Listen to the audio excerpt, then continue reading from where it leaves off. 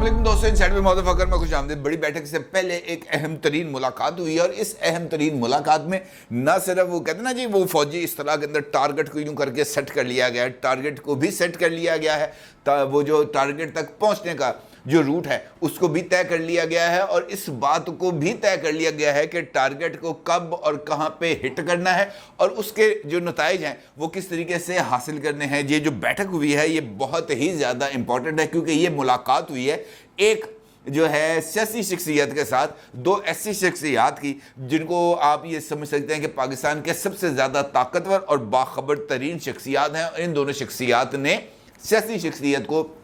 یہ جو پوری کی پوری صورتحال ہے، یہ جو پورے کا پورا منظرنامہ ہے، نہ صرف کھول کے ان کے سامنے رکھ دیا ہے، بلکہ اگر میں یہ کہوں تو یہ کہنا بھی کچھ زیادہ غلط نہیں ہوگا کہ فیصلہ سنا دیا ہے۔ اب سیاسی قیادت نے ان شخصیات کی طرف سے سنائے جانے والے فیصلے پر عمل کرنا ہے، کیونکہ اگر وہ عمل نہیں کریں گے تو انہوں نے آپ عمل کرا لینا، انہوں نے کہنا جناب تسی نہیں مان دیتے لو پھر تو جب یہ کام شروع ہو جائے گا تو پھر کوئی نہیں رکے گا۔ اور یہ ملاقات ہوئی ہے جناب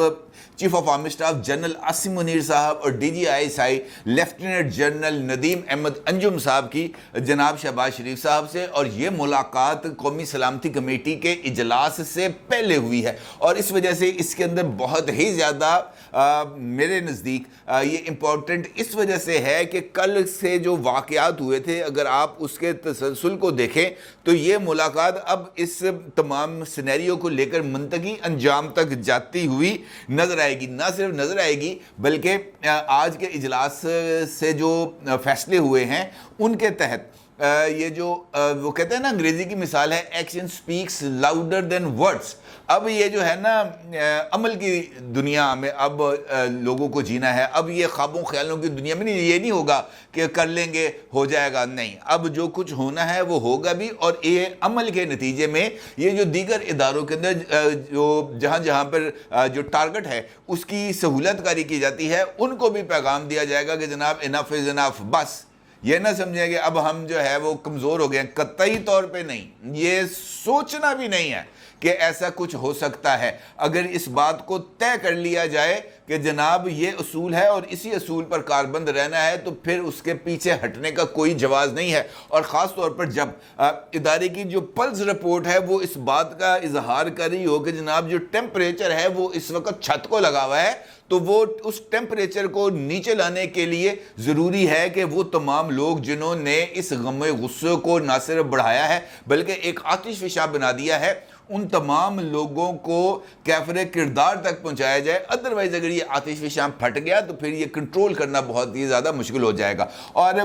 اس کے بعد جو اجلاس ہے وہ بھی ایک طویل ترین اجلاس تھا، اور تقریباً کوئی 3-3.5 گھنٹے تک وہ اجلاس جاری رہا، اور اس اجلاس میں جو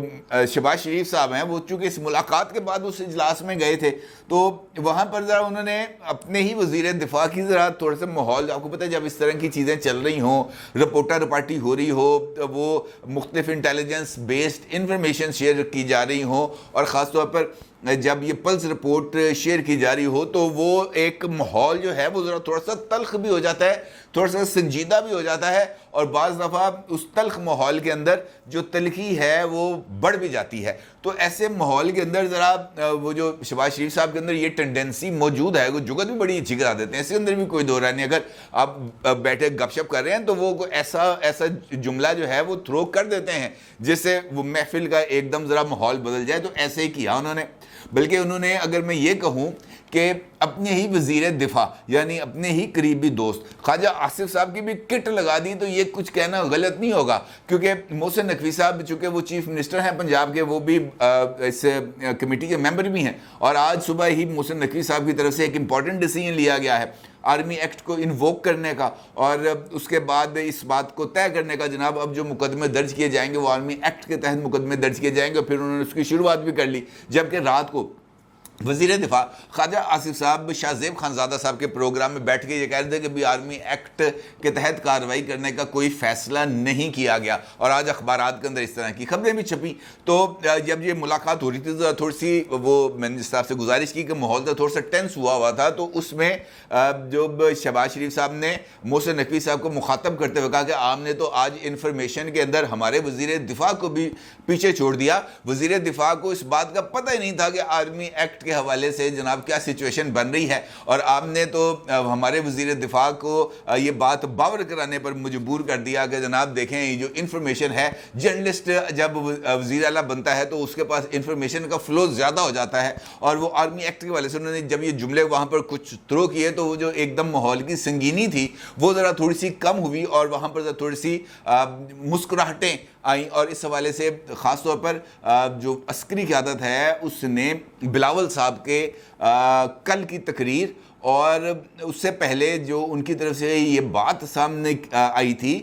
جب انہوں نے جرنلسٹوں نے ان سے پوچھا تھا کہ آپ کیا پاکستان تحریک انصاف کے لوگوں کے ساتھ اب دوبارہ مذاکرات کریں گے، تو بلاول صاحب کا یہ کہنا تھا کہ ہم سیاست دانوں کے ساتھ اور سیاسی جماعتوں کے ساتھ تو بات چیت کر سکتے ہیں، دہشت گردوں کے ساتھ نہیں۔ تو ان کے اس جملے کو بھی وہاں پر اس اجلاس کے اندر اس کی بڑی پذیرائی کی گئی کہ ہمیں ایسے ہی ٹھوس اور جسے ہم کہہ سکتے ہیں کہ حقیقت پر مبنی موقف کی ضرورت ہے، اور ایسے ہی بیانیے کے اوپر عمل درآمد کیا جائے گا، اور اس کے ساتھ ساتھ جو دیگر چیزیں ہیں اس میں بھی اس بات کے اوپر ہی فوکس رہا زیادہ تر کہ جناب یہ جو چیزیں ہیں اس کے بہت سارے اشارے کسی اور طرف بھی جا رہے ہیں، اور یہ جو نیکسس ہے اس کو بھی ہمیں بریک کرنا ہے کہ پاکستان اس وقت کسی اور ملک کے لیے سینٹر سٹیج کا کام نہ کر رہا ہو، یہاں پر یہ نہ ہو کہ کوئی ہمارا پولیٹیکل پلیئر کسی اور ملک کی یہاں پر گیم کھیلے اور اس کے نتیجے میں جو یہاں کے معاملات ہیں وہ ذرا تھوڑے سے متاثر ہو جائیں۔ یعنی ہر ایک پہلو پر اس اجلاس کے اندر غور کیا گیا، اور اب حتمی فیصلے ہیں اور یہ حتمی فیصلے ہو کریں گے۔ اور اگر میں آپ سے یہ کہوں کہ یہ جو کور کمانڈرز کی میٹنگ تھی نا جی کل، اور اس کی امپورٹنس بھی ہے، اور اس کے ساتھ ساتھ اس کے اندر جو اعلان کیا گیا تھا اس کے کچھ اثرات سامنے آ رہے ہیں، تو یہ کچھ کہنا غلط نہیں ہوگا، کیونکہ آج کچھ عدالتوں کی طرف سے آل اسلام آباد ہائی کورٹ کی طرف سے شیریں مزاری صاحبہ اور فواد چودھری صاحب کو ریلیف ملا، ان کو رہا کرنے کا آرڈر ملا، لیکن اس کے باوجود بلکہ مجھے یاد آیا کہ وہ اس سے جس وقت وہ آرڈر ملا تو فواد چودھری صاحب کی ایک ویڈیو اس وقت بہت زیادہ وائرل ہوئی ہے جناب، وہ ٹکر کے لوگوں نے پولیس کو ٹکر پر دیکھتے ہوئے جس طرح ٹکر کی، انہوں نے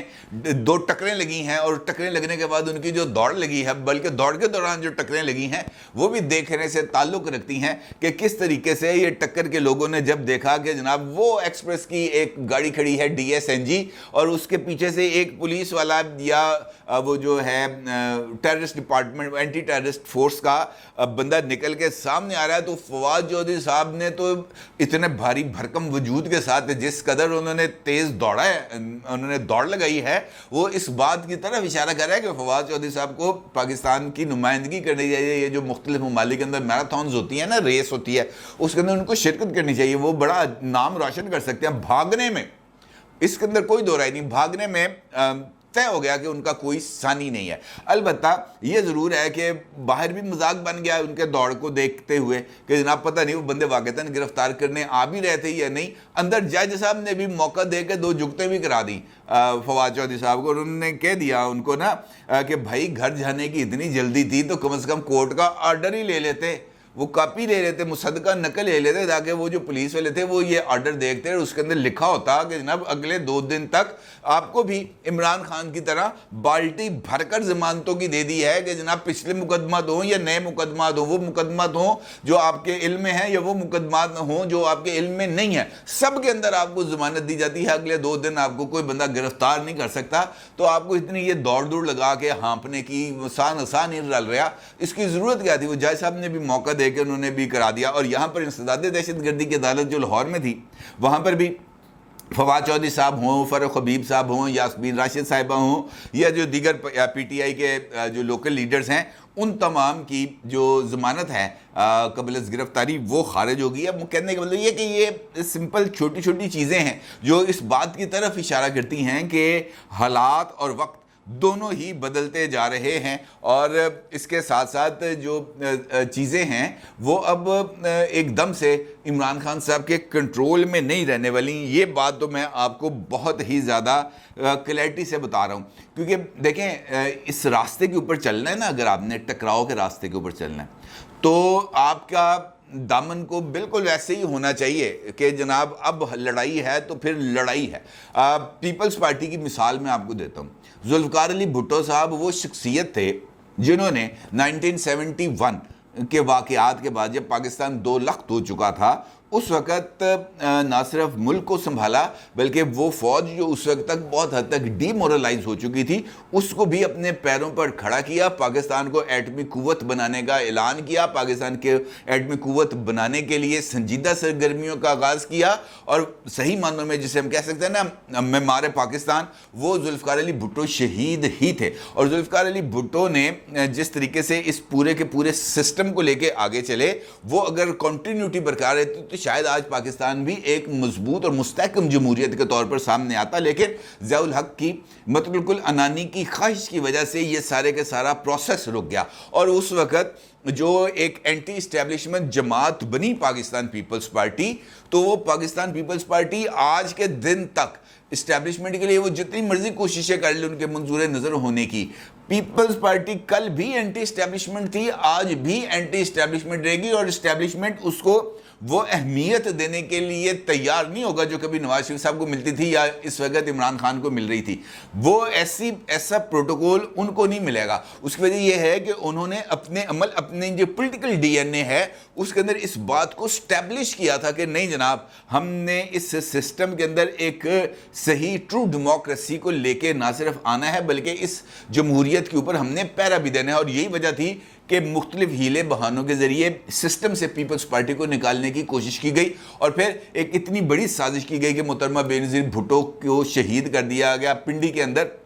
और उसके बाद ये जो सियासी तवाज़ुन था इसको बरकरार रखा गया ताकि ये जो सियासी तवाज़ुन है, ये जो अदम तवाज़ुन है, ये बढ़े आगे। और फिर जो एक कठपुतली की यहाँ पर गुंजाइश बनी और फिर उस कठपुतली को इमरान खान की शक्ल में मुसल्लत भी किया गया और लेके आगे भी आएंगे। लेकिन ये बात तय है कि सिर्फ ट्विटर के ऊपर ना जंगें लड़ी जाती हैं और ना ही ट्विटर के ऊपर ये जो लड़ाई झगड़े से या एंटी इस्टेब्लिशमेंट नैरेटिव को आप पायदार बुनियादों पर उस्तवार कर सकते हैं। क्योंकि लड़ाई के लिए ज़रूरी नहीं है कि आपने सामने वाले का मथा ही पाड़ना है, उसके लिए ज़रूरी है कि आपके पास आर्गूमेंट स्ट्रांग होने चाहिए। ये बात नहीं है कि ये सिर्फ ये वाला मौक़िफ़ जो है वो पेश कर दिया जाए कि जनाब के ये जो मुजाहिरीन थे इसके अंदर एजेंसियों के लोग शामिल थे जिन्होंने ये सारी तोड़ फोड़ कराई। तो मुख्तलिफ लीडर्स के जो ऑडियो वीडियो बयान हैं वो कहाँ पर जाएंगे। मुराद सईद का वो जो एक ऑडियो पैगाम है जो सोशल मीडिया पर ज़ेरे गर्दिश कर रहा था, वो बहुत ज़्यादा एविडेंस्ड है कि उसके अंदर मुराद सईद इस बात का इजहार कर रहे थे क्योंकि वो ख़ास व्हाट्सएप ग्रुप्स के अंदर गया था और उन तमाम लोगों को गया था जो गुलेल एक्सपर्ट हैं, जो कैंचे डालने में और कैंचे चलाने में मास्टर है। वो तमाम लोगों के लिए था जो पेट्रोल बम बनाने के अंदर महारत हासिल की हुई है उन्होंने और वो ख़ास तौर पर पहाड़ों से नीचे आए हैं। तो उनके लिए पैगाम था कि जनाब जो जो जगह अगर आप उनकी सोशल मीडिया के ऊपर मुराद सईद का ऑडियो पैगाम देखें तो उसके अंदर मुराद सईद वाज़ेह अल्फाज के अंदर ये बात करी है कि आपने उन जगहों पर जाना है जो आपको दिखाई जा चुकी हैं। इसका मतलब ये है कि ये चीज़ प्लान थी, आज की नहीं, बहुत अरसा पहले की, कि जब इमरान खान को गिरफ्तार किया जाएगा तो उस वक़्त इन जगहों के ऊपर अटैक किया जाएगा। और ये अटैक एक सोचा समझा मंसूबा था और उसी की बुनियाद के ऊपर अगर आप आज ये कहें कि जनाब हमसे बड़ा एंटी इस्टेब्लिशमेंट कोई नहीं है तो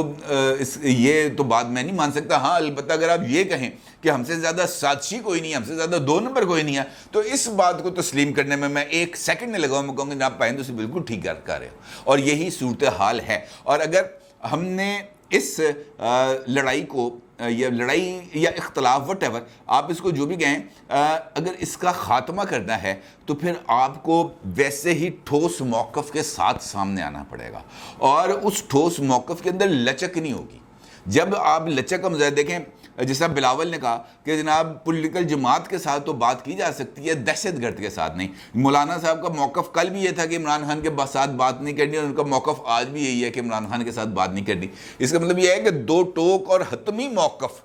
जब तक आप नहीं रखेंगे उस वक्त तक आप ये जो सियासी लड़ाई है ये ना इसको आगे बढ़ा सकते हैं, ना कोई सियासी बयानियाँ बना सकते हैं और ना ही वो सियासी असासा जो आप खो चुके हैं उसको दोबारा हासिल कर सकते हैं। लिहाजा बेहतर ये है कि इधर उधर देखने की बजाय अपने जो सियासी आपका अपना جو ایک ویو پوائنٹ ہے اس کو اسٹیبلش کریں، اس کو زیادہ انرجیٹک کریں، اس کو زیادہ سخت کریں، اس کو زیادہ پاپولر کریں، تاکہ آپ اپنے سیاسی فلسفے کی بنیاد پر لوگوں کو اپنے گرد اکٹھا کر سکیں، اور پھر عمران خان کی طرح آپ کو کچھ جھوٹے بیانیے کی یا بیانات کی ضرورت نہیں رہے گی باقی انشاءاللہ۔ اپنی رائے کا ضرور اظہار کیجیے گا۔ آپ کا بہت شکریہ۔ اللہ حافظ۔